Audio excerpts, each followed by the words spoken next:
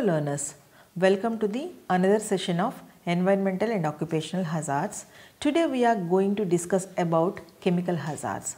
In that chemical hazards also flammable chemical materials we have to discuss. So hazardous materials and waste which are a part of many working situations and also found in many types of facilities and then job sites. So it is very important for employees to know how to recognize these potentially dangerous substances and how to use and dispose of these properly.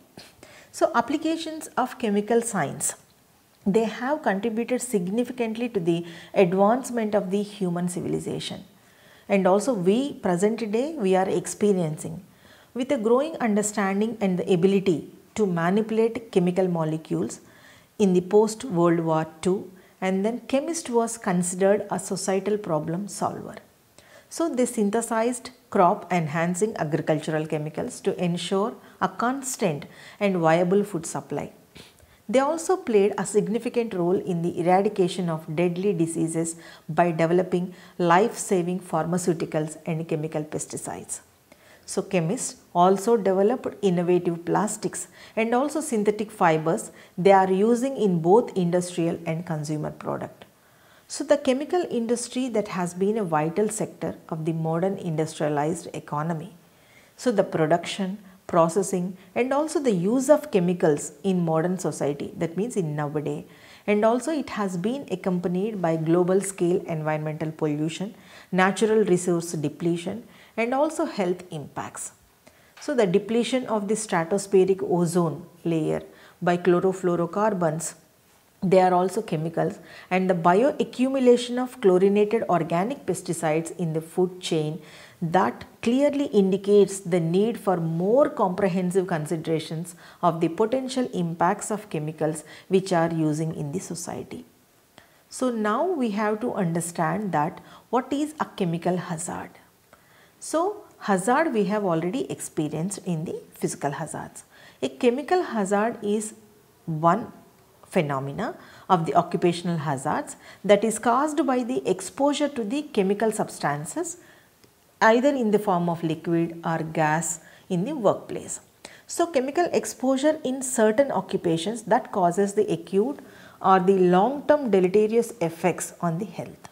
So when exposed to a chemical substances that act in three different ways. That means one is the local action, that means the part which is exposed to that one, and the second one is inhalation which we can inhale inside, and the third one is ingestion. So that means it is inhalation or either by the, it will enter our body through any cuts or the damages which occur on our body. So if suppose if you will see the pictographs of these hazards, they are the labeling systems. So that alerts people at a glance that there is a hazardous chemicals which is present, so we have to move away from that. So these symbols, if you are observing carefully the screen, that the symbols of these chemical hazards, that will help you to identify whether a chemical that is going to be in use, or sometimes it may have potentially cause the physical harm or harm to the general environment. So the symbols are very distinctive in nature, and then they are also shaped like diamonds with red borders, so that immediately we can catch that something is there. So there are several signs for the chemical hazards. So for example, if suppose if it is an explosive hazard, so there is a symbol of exploding bomb symbol. And if suppose if it is a flammable chemical, then there is a flame symbol. If it is an oxidizing chemical, flame above a circle. And if it is a corrosive, and then corrosion of table as well as hand, they have been given, they have been symbolized. If you will notice in this picture, there is a acute toxicity chemical is there. Then they will provide you the skull and also the crossbones. So that indicates the acute toxicity. And also hazardous to environment. If that sort of chemical is there, it is symbolized by dead tree as well as fish. So that means that implies that it is that chemical or the particular substance is hazardous to environment. And sometimes if it is a health hazard or hazardous to the ozone layer, so there is an exclamation mark will be given. And if it is a serious health hazard, then it is a cross on a human body. So these are the some of the symbols that has been identified, and then it is in practice. And sometimes some chemicals which are in the gaseous form, that is gases which are under pressure, so there is a gas cylinder symbol they will be given. So that is why these things, the pictograms, the globally harmonized system, that is the GHS standards we have to use. So these pictograms for the flammable liquids should be incorporated with other hazard pictograms at the entrance of the areas that containing the flammable materials. So today we are going to discuss about some of the flammable chemicals, and then they are posing some of the chemical hazards. So flammable liquids they are not in active use, but they should be stored inside fire resistant flammable storage cabinets wherever they are available. And also they have to segregate the flammable as well as combustible liquids from other hazardous chemicals like corrosives and then oxidizers to minimize the hazards. So the flammable liquid storages areas, they should be labeled properly with a font size that there is no less than 1 inch in height. So there is a specificity. And laboratory or the labs entrances that containing the hazardous chemicals, they should display a National Fire Protection Association diamond label with appropriate hazardous class ratings. So flammable material, that is a fire or explosion, and health hazards of handling, storage, and also the using the flammable liquids that can be generally eliminated or minimized by strict observance of the safety procedures. So this safety guide that provides a basic information that is applicable to the most areas which are using the flammable or combustible liquids in their daily operations. Dear learner, we have to understand that what is exactly the flammable material. So any flammable material, whether it is a liquid or gas, they are the most common hazardous chemicals, they are found in the laboratory. So the primary hazard associated with the flammable liquids are their ability to readily ignite and burn, that means it catch fire. So the National Fire Protection Association NFPA, it defines a flammable liquid as a liquid or a gas whose flash point does not exceed 100 degrees Fahrenheit or otherwise 38 degrees centigrade. And then these combustible liquids which are defined as liquids, that is liquids which are having a flash point at or above 100 degrees Fahrenheit. So flammable and combustible liquids that exhibit multiple health hazards besides the fire. That means not only fire, it can cause other health hazards. So any flammable chemical, maybe it is a solid or liquid or vapor or gas, that ignites or catch fire easily and also burn rapidly in the presence of air. So consult the appropriate material safety data sheet. Normally we will abbreviate it as an MSDs before beginning the work with the flammables. So a material safety data sheet is a safety document that is required by the Occupational Safety and Health Administration, that is OSHA, that contains data about the physical properties of particular hazardous substances. These MSD sheets are created for a number of hazardous materials like compressed gases, flammables and combustible liquids and oxidizing materials and poisonous or infectious materials and corrosive materials and dangerously reactive materials.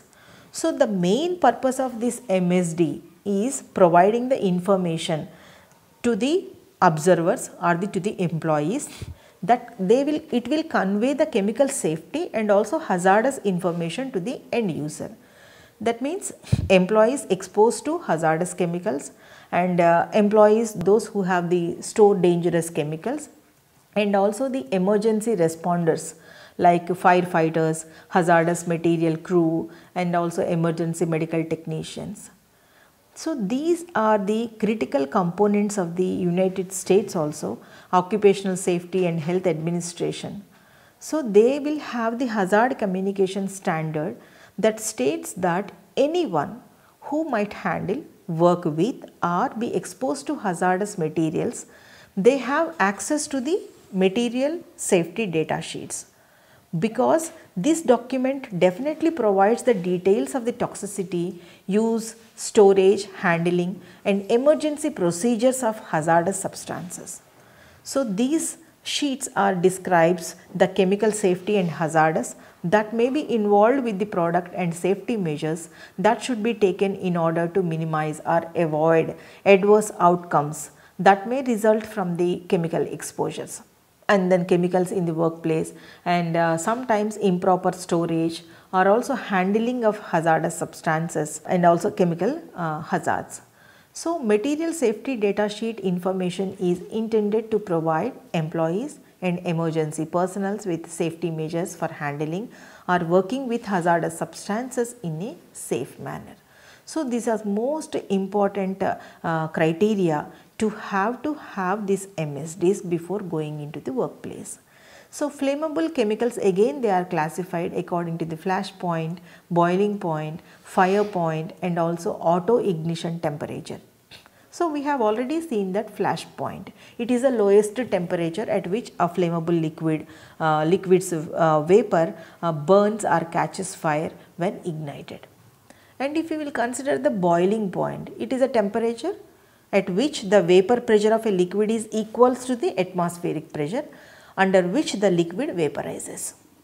So the flammable liquids with low boiling points, sometimes they have present in the special fire hazards. And the third point we have to consider for the flammable material is the fire point. So fire point is the temperature at which the flammable liquid will burn, that means catch fire. Then fourth criteria is the auto ignition temperature. This is the lowest temperature at which a substance will ignite without an ignition source. Some of the conditions for the fire are the improper use of the flammable liquids that can cause of a fire, and the conditions must be exist for the fire to occur, that is a flammable material like fuel that must be present in sufficient concentration to support a fire, and oxygen or otherwise any oxidizer must be present. So an ignition source, that is a heat or spark that is sufficient enough to catch fire, must be present. So when working with flammables, always take care to minimize the vapors because that acts as a fuel. And then fire and explosion hazards, if you will consider, many flammable liquids are volatile in nature.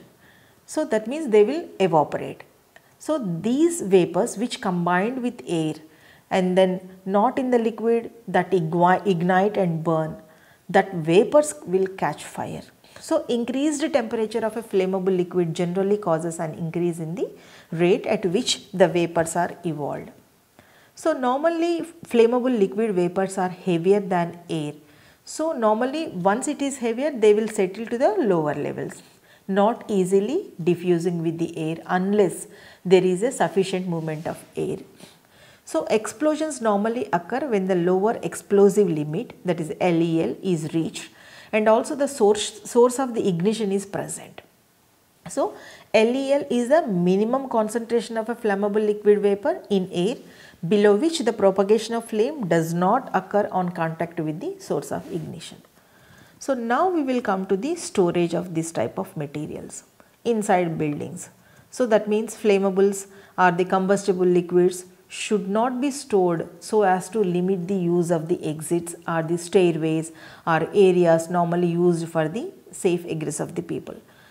So sometimes it is the containers or the flammables or the combustible liquid should be stored in the containers that will be provided by the manufacturers. So that liquids in pure form or in the combined forms should be transferred to approved containers only and should be labeled properly by indicating the hazards. And also the storage containers which are approved containers for the flammables and combustible liquids should be stored in an explosion proof cabinet or explosion proof refrigerator unless all the traces of such chemicals have been removed from the container. So, some of the health hazards also we have to see. So, these are the primarily we can see that skin irritants. What they will do? They will destroy the tissue, and some others are skin sensitizers. So, the inhalation hazard exists in all cases varying in degree in accordance with the concentration and the toxicity of that vapors. Some atmospheres containing flammable vapors in concentrations below their lower explosive limit, they may still be harmful to health because of the vapors are toxic in nature.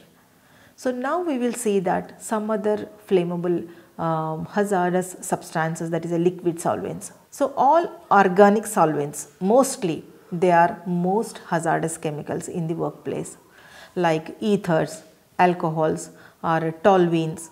So, these are the some of the examples, and then they are highly volatile in nature and flammable. And perchlorinated solvents also like that are there, like carbon tetrachloride. They are non-flammable, but most hydrogen containing chlorinated solvents like chloroform, they are flammable in nature. So, when exposed to heat or flame, these chlorinated solvents may produce carbon monoxide, chlorine, and then phosgene, and also highly toxic gases. So, always it is better to use volatile and flammable solvents in an area with good ventilation or preferably in a fume hood to avoid this type of potential damages. So, we are not supposed to use ether or other highly flammable solvents in a room with open flames or some other ignition sources are present like non-intrinsically safe fixtures. And solvent exposure hazards like the health hazards associated with solvents by several routes, that is the inhalation of solvents in many, it may cause the bronchial irritation, dizziness, and central nervous system damage or depression, nausea, headache, sometimes coma, and ultimately it leads to death.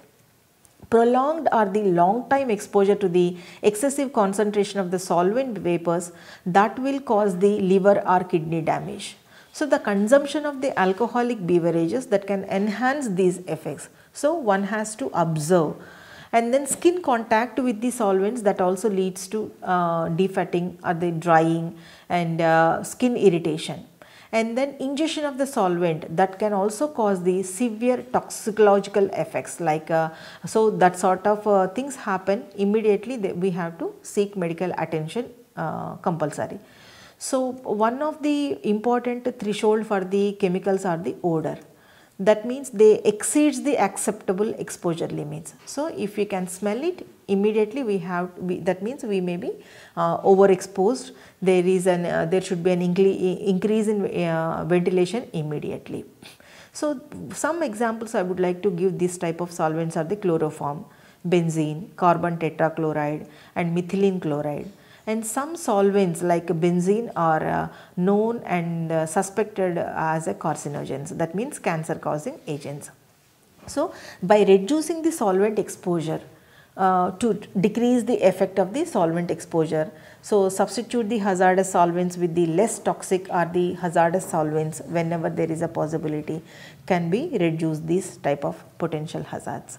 For example, using of the hexane instead of diethyl ether, benzene or chlorinated solvent is most important. And gaseous chemicals, that is compressed gas cylinders that contains differential pressures of inert, toxic, flammable, oxidizing, corrosive or combinations of gases. So, care should be taken care proper in using and then handling and storage. Storing of these compressed gas cylinders is required because of the high potential for the severe incidents. So, the gas properties also should be known to each and everyone, those who are working in that area, and understand the properties, uses and safety precautions before using any gas or mixture. So consult the safety data sheets SDS and also manufacturers specification sheets for the safety information, and engineer, assemble and then check equipment properly. Ensure that the valves and the piping lines and other equipment should be designed and rated for the full pressure and also temperature range of operation. So only use fittings as they are specified for also by the manufacturers. So continuous inspection and also leak checks for the all equipment for using at full capacity, and also utilize facilities engineering and then gas cabinets and facilities of the exhaust and also fume hoods. They are highly required for the ventilation. So sometimes we won't observe that gas cylinder brackets, clamps and then restraints and supports that should be needed for the storage, which properly monitored. And also monitoring systems may be appropriate for the highly hazardous gases. And now we have to understand that how do these chemicals get into the body. So in order to cause health problems particularly, the chemicals must enter our body first. Without entering in our body, it cannot cause serious damage. So that's why there are three main routes of exposure or ways to the chemicals that can get into our body. First one is the inhalation, that is a breathing. So breathing in chemical gases are mist or dust which are present in the air, or sometimes it is a skin or eye contact. So the chemicals which enters on the skin or touches the skin or into the eyes, they can damage the skin and also be absorbed through the skin into the bloodstream. And the third way is the swallowing, that is the ingestion. So normally it will be happens normally when chemicals have spilled or settled onto the food, beverages. Sometimes it is a cigarette smoking or otherwise sometimes it is on hands. So once the chemicals have entered our body, some can move into the bloodstream immediately and reach the internal target organs like lungs, liver, kidneys or the nervous system. So what forms do chemicals take into? So that means whether which variety. So that means what is the type of that chemical substances. It may be any form. It may be a solid, it may be a liquid or dust, vapor, gases, fibers, mist, or sometimes it is a fume. So the form of the substance is also most important factor, and how it enters into our body and what harm it can cause. So any chemical that also change forms, we know that gas into liquids. For example, liquid solvents are there that can evaporate. That means they will enter into the liquid to the gaseous form, and it will give off the vapors. So and that we can inhale. So solids and liquids which are easier to recognize because they can be seen. Dust and mist may or may not be visible sometimes depending upon their size and concentration. Fumes, vapors and then gases are also usually invisible. And what are the health effects that chemicals cause normally? So we have seen that there are so many hazards which are having associated with the chemicals, and the effects of the toxic chemicals on our body either may be acute or chronic. Acute may be that is a short term, that may be immediately it can be seen, and also immediately after the exposure to the chemicals. Sometimes it is a very minor like nose or the throat irritation, they could be serious like eye damage or passing out from the chemical vapors, and then immediately if what will happen, sometimes it will convert it into chronic, that is a long term exposure. So it may take years to slow up. So they are usually caused by the regular exposure to a harmful substances over a long duration of the time. So these effects are permanent.